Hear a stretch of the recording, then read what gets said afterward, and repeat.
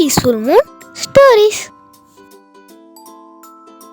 வாங்க குழந்தைங்களா, இன்னைக்கு ஒரு கதை பார்க்கலாமா?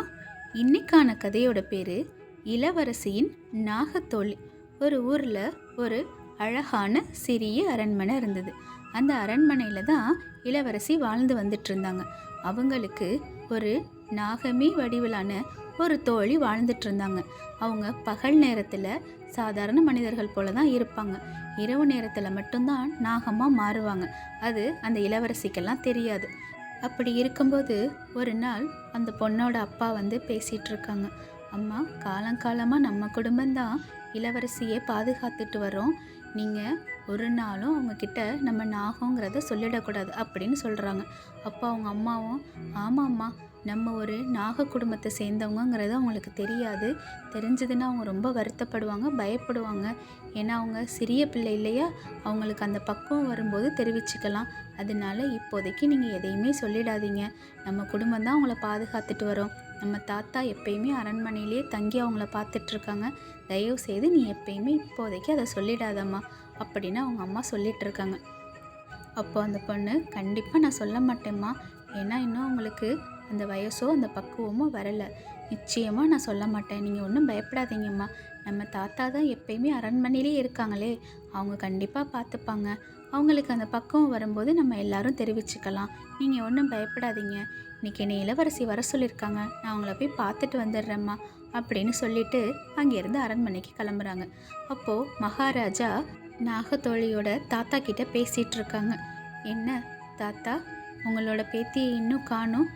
நீங்கள்லாம் ஒரு நாகங்கிறதே என்னோட மகளுக்கு தெரியாது. தெரிஞ்சதுன்னா நிச்சயமாக பயப்படுவான்னு நினைக்கிறேன் அப்படின்னு மகாராஜா சொல்லிகிட்ருக்கிறார்.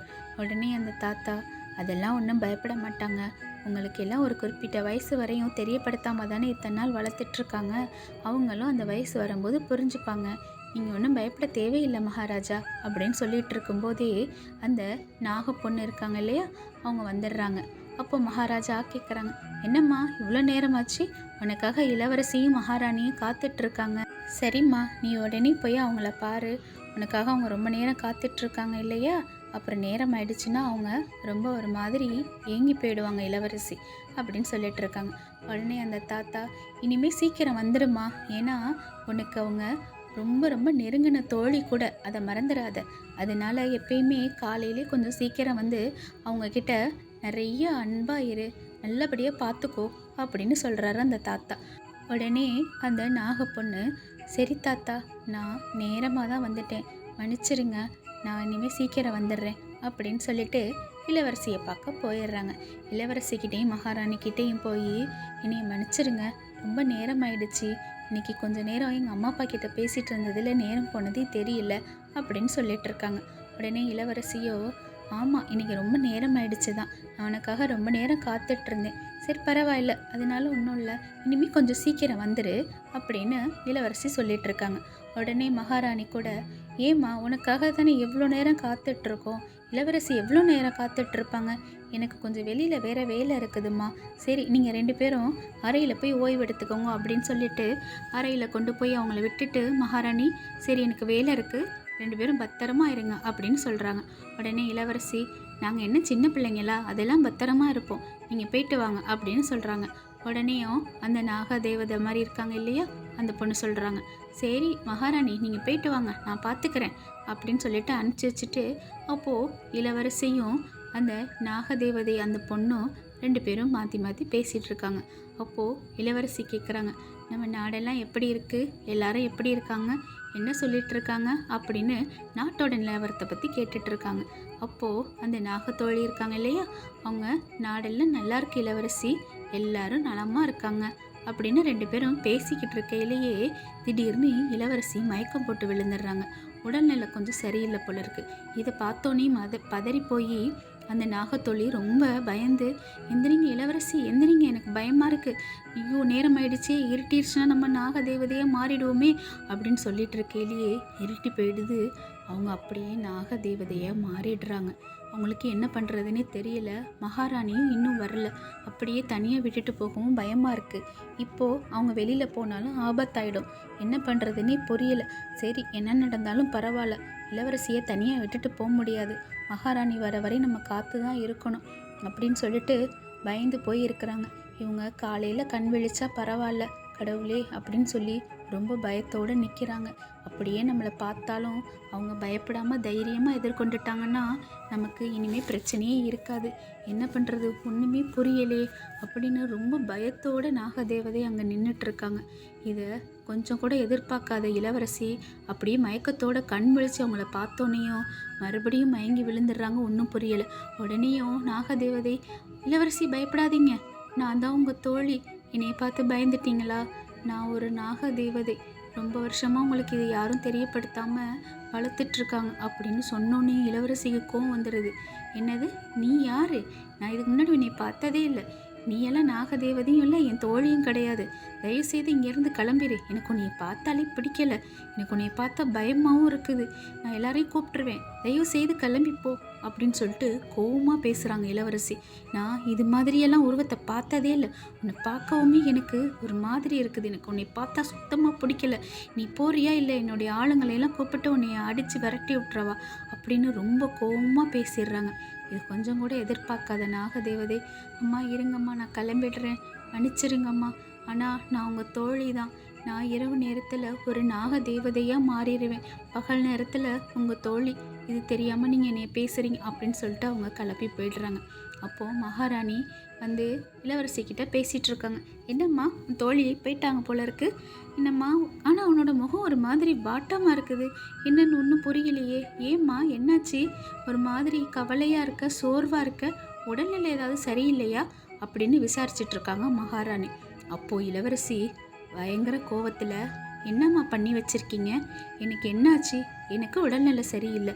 சரி, பரவாயில்ல. அது யாருமா? யாரோ ஒரு நாகதேவதைங்கிறா, கேட்டால் என்னுடைய தோழிங்கிறா. நான் எவ்வளோ பயந்துட்டேன் தெரியுமா அப்படின்னு சொல்லிட்டு இருக்கேன். உடனே மகாராஜா, அம்மா நீ சொல்கிறதெல்லாம் தப்புமா. அவங்க உன் தோழி தான். காலங்காலமாக உன் கூட வளர்ந்து வந்துட்டுருக்காங்க இல்லையா, அவங்க உன் தோழி தான்மா. நாங்கள் தான் உன்கிட்ட சொல்லாமல் மறைச்சி வச்சுருந்தோம் இத்தனை காலமாக. உடனே அவங்க அம்மா சொல்கிறாங்க, ஆமாம்மா, காலங்காலமாக நம்ம குடும்பத்தை பாதுகாத்துட்டு வரவங்களே அந்த குடும்பம் தான்மா, அந்த நாகதேவதை குடும்பம்தான். அவங்க உன்னோட தோழியாக இத்தனை நாள் வளர்ந்து வந்துட்டு இருந்தாங்க. அவங்க எவ்வளோ பாதுகாத்துட்டு இருந்தாங்க தெரியுமா? எத்தனை கஷ்டத்துலேயும் உன்னைய பாதுகாத்தாங்க தெரியுமா? நீ என்னென்னா புரிஞ்சிக்காமல் இப்படி கோவப்படுறியே அப்படின்னு சொல்லையில் உடனே அவங்களுக்கு, ஐயோ அப்படியாம்மா, நான் தெரியாமல் ரொம்ப திட்டிட்டேனேம்மா. திட்டினது மட்டும் இல்லாமல் என்னைய இனிமேல் பார்க்க வரக்கூடாது அந்த மாதிரிலாம் ரொம்ப பேசிட்டேன். உன்னைய என் ஆளுங்களையெல்லாம் கூப்பிட்டு அடித்து விரட்டிடுவேன்னு ரொம்ப திட்டிட்டேம்மா. என்னம்மா எப்படி சொல்கிறீங்க அப்படின்னு சொல்கிறாங்க. உடனே மகாராஜா, நீ பண்ணது பெரிய தப்பு. உடனே அவங்கள நாளைக்கு வர சொல்லி நீ மன்னிப்பு கேட்கணும். அவங்க உன்னோட தோழி மட்டும் இல்லை, நம்ம குடும்பத்தை பாதுகாத்துட்டு வர்ற நம்மளோட குலதெய்வம் அவங்க அப்படின்னு மகாராஜா சொல்கிறாரு. அப்புறம் நாகதேவதை அவங்க வீட்டை விட்டு வந்துட்டு தனியாக ரொம்ப வருத்தப்படுறாங்க. இளவரசிக்கிட்டேருந்து இப்படி பேசுவாங்கன்றதை எதிர்பார்க்கவே இல்லை கொஞ்சம் கூட. இதை கேட்டுட்டு ரொம்ப வருத்தப்படுறாங்க. இதை நம்ம அம்மா அப்பா கிட்ட சொல்கிறதா இல்லை சொல்லாமே விட்டுறலாமா? சரி, இது என்றைக்கு இருந்தாலும் ஒரு நாள் நடக்கிறது தான். ஏன்னா நம்ம ஒரு நாகதேவதைன்னு அவங்களுக்கு தெரிஞ்சால் ஒரு நாள் இல்லை ஒரு நாள் கண்டிப்பாக எப்படியாவது எதிர்ப்பாங்க தான். நம்ம எதிர்பார்த்தோம், ஆனால் இன்றைக்கி கொஞ்சம் கடுமையாக பேசிட்டாங்க. இவ்வளோ கடுமையாக நடந்துக்குவாங்கன்னு நம்ம நினைக்கல அப்படின்னு நினச்சிட்டு, சரி அம்மா அப்பா கிட்ட சொல்லுவோம் அப்படின்னு நினச்சிட்டு வீட்டுக்கு கிளம்பி காலையில் போய் நடந்ததெல்லாம் சொல்லிகிட்டு இருக்காங்க. அவங்க அப்பா, என்னம்மா நிஜமாவா சொல்கிற? நீ ஒரு நாகதேவதைங்கிறது இளவரசிக்கு தெரிஞ்சிருச்சா? ஐயோ ரொம்ப கஷ்டமாக இருக்கேம்மா. என்ன சொன்னாங்க, எப்படி நடந்துக்கிட்டாங்க அப்படின்னு ஒரு மாதிரி வாட்டத்தோடு பேசிகிட்ருக்கிறாரு அவங்க அப்பா.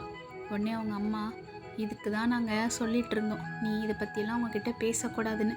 என்ன பண்ணுறது, காலம் சூழ்நிலை அப்படி அமைஞ்சு போச்சு. தெரிஞ்சிருச்சுன்னா அவங்க வருத்தப்படுவாங்கன்னு நினச்சோம், ஆனால் இப்படி கோவப்படுவாங்கன்னு நினைக்கல. இல்லைன்னா கொஞ்சம் பயப்படுவாங்கன்னு நினச்சோம், இப்படி கோவப்பட்டு உன்னை திட்டி அனுப்பிச்சிட்டாங்களே. இதை நினைக்கையில் கொஞ்சம் வருத்தமாக தான் இருக்குது. சரி பரவாயில்ல, எல்லாத்தையும் நம்ம எதிர்கொண்டு தானே ஆகணும். என்ன பண்ணுறது, என்றைக்கு இருந்தாலும். ஆனால் நம்ம இளவரசியை கண்டிப்பாக பத்திரமா பாதுகாத்துட்ருக்கணும் அப்படின்னு அவங்க அம்மா பேசிகிட்ருக்காங்க. கண்டிப்பாக நான் பாதுகாப்பேம்மா. ஆனால் அவங்க இனிமேல் நீ ஏற்றுக்குவாங்களா என்னன்னு அம்மா தெரியல. அதை நினச்சி தான் எனக்கு பயமாக இருக்குது. அவங்க திட்டுறதெல்லாம் எனக்கு கவலை இல்லை. ஆனால் அவங்க என்னை ஏற்றுக்காமல் போயிடுவாங்களோன்னு தாம்மா கவலையாக இருக்குது. ஒரு வித பயமாக இருக்குது. அவங்களுக்கு எப்பயுமே நம்ம பாதுகாப்பாக இருந்தோம். இனிமேல் நம்மளோட பாதுகாப்பெல்லாம் ஏற்றுக்குவாங்களா, என்ன நினைப்பாங்க அப்படின்னு அதை பற்றி தாம்மா யோசனை பண்ணிகிட்ருக்கேன் அப்படின்னு பேசிகிட்டு இருக்கையில் அப்போது அவங்க தாத்தா வந்துடுறாங்க. உடனேயும் அவங்க அப்பா எதுக்கு இங்கே வந்தீங்க அப்படின்னு கோவமாக பேசுகிறார். உடனேயும் தாத்தா இருங்க, பொறுமையாக இருங்க, நடந்ததெல்லாம் நானும் கேள்விப்பட்டேன். எல்லா காலமும் சூழ்நிலையும் அப்படி அமைஞ்சிருச்சு.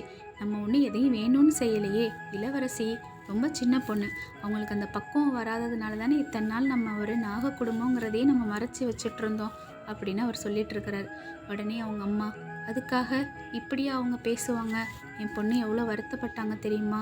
நீங்கள் இந்த மாதிரி அவங்க பேசினதெல்லாம் எங்களால் ஏற்றுக்க முடியல அப்படின்னு சொல்லிட்டு அவங்க அம்மா கொஞ்சம் வருத்தமாக சொல்கிறாங்க. உடனேயும் அந்த நாகதேவதை அதெல்லாம் ஒன்றும் இல்லை தாத்தா, பரவாயில்ல, சரி நீங்கள் என்ன விஷயத்துக்காக வந்தீங்க முதல்ல அதை சொல்லுங்கள் அப்படின்னு அந்த பொண்ணு கேட்டுட்ருக்காங்க. அப்போது அவர் சொல்கிறாரு, நீ உடனே இளவரசியை பார்க்கவா, அவங்க உன்கிட்ட பேசணும்னு சொன்னாங்க அப்படின்னு சொல்லிட்டு அவங்கள அழைச்சிட்டு போயிடுறாங்க. அப்போது இரவு நேரத்திலேயே போகிறாங்க அந்த நாகதேவதை. போய் இளவரசி அப்படின்னு கூப்பிட்டோன்னையும் இளவரசி திரும்பி பார்த்துட்டு, என்னை ரொம்ப மன்னிச்சிரு, நான் இத்தனை நாள் இப்போ உன்னைய பற்றி எதுவுமே புரியாமல் கோவத்தில் டக்குன்னு பேசிட்டேன். எனக்கு உன்னை பார்த்தோன்னே பயமாயிடுச்சு, என்னை ரொம்ப மன்னிச்சிரு, நீ யாருன்றதை எங்கள் அம்மா அப்பா எனக்கு உணர்த்திட்டாங்க அப்படின்னு சொல்கிறான். உடனேயும் நாகதேவதை அதெல்லாம் ஒன்றும் இல்லை, பயப்படாதீங்க, நான் எப்பயுமே உங்களுக்கு தோழி தான், உங்களுக்கு எப்பயுமே உறுதுணையாக இருப்பேன், உங்களை நான் நல்லபடியாக எப்பயுமே பார்த்துப்பேன். சரி வாங்க, இங்கே தனியாக நிற்காதீங்க, நம்ம அரண்மனைக்கு போகலாம் அப்படின்னு சொல்லிட்டு அரண்மனைக்கு பத்திரமா அழைச்சிட்டு போய், இளவரசி உங்களுக்கு எப்போ என்ன உதவினாலும் நான் கண்டிப்பாக வருவேன், பயப்படாமல் இருங்க அப்படின்னு சொல்கிறாங்க. உடனே இளவரசியோ கண்டிப்பாக நீ என்றைக்குமே எனக்கு தோழி தான் அப்படின்னு சொல்கிறாங்க. என்ன குழந்தைங்களா, இந்த கதை உங்களுக்கு பிடிச்சிருக்கா? பிடிச்சிருந்ததுன்னா மறக்காமல் இந்த வீடியோவை லைக் பண்ணி ஷேர் பண்ணி நம்ம சேனலை சப்ஸ்கிரைப் பண்ணுங்கள். நாளைக்கு வேறொரு கதையோடு பார்க்குறேன். பாய்.